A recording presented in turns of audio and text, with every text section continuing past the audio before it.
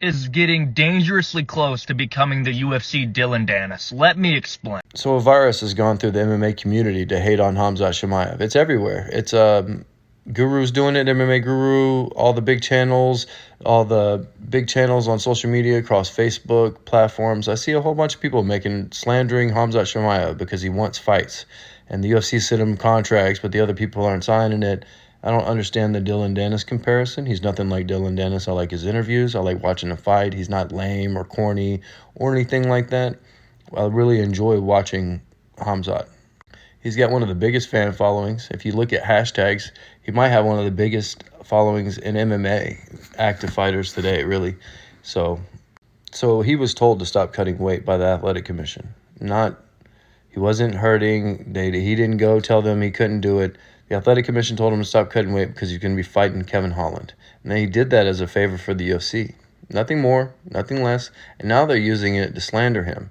And Colby's using it not to sign the fight agreement with him because he doesn't know if he can make weight. Now they're trying to force him into a 185-pound fight because they get a log jam up there, and they want to keep going with their quadrilogy with Izzy and the other contenders that they have at the top.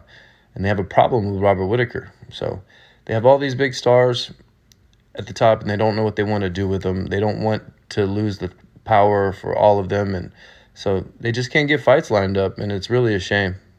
But we shouldn't be mad at the fighters. We should be mad at the UFC and putting out this propaganda against some of our favorite fighters. But Colby was available when Khamzat was ready to fight and didn't want that fight. And so I don't know why the UFC is protecting him, but there's plenty of fights to make for Leon other than Khamzat or Colby.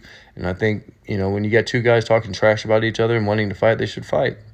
So I'm sick of the narrative that he can't make weight. He's a wrestler that cut weight on short notice, back to back to back. He wrestled for the Sweden national team. He's been cutting weight his whole life. And all of a sudden he starts hanging out with Darren Till, and then it's an easy narrative to push. Oh, he's gotten lazy and fat and westernized, and that he can no longer make weight. This is absolutely ridiculous. The little bitty clues that humans get to where this could be possible and they run with it is absolutely ridiculous. So Khamzat has a lot of discipline. He's not missing weight, and he was told to fight Kevin Holland at 178. What's real messed up is that Lee had to fight D-Rod at 180 while he had to make 170. That was more messed up. He was going to beat the piss out of Nate Diaz. The UFC was never going to let that happen. Well, they might have, but the fans bitched about it so much they changed up all the fights. But I think that was the plan to begin with. But because Brendan Schaub said it, nobody cared or believed it, and it discredited it.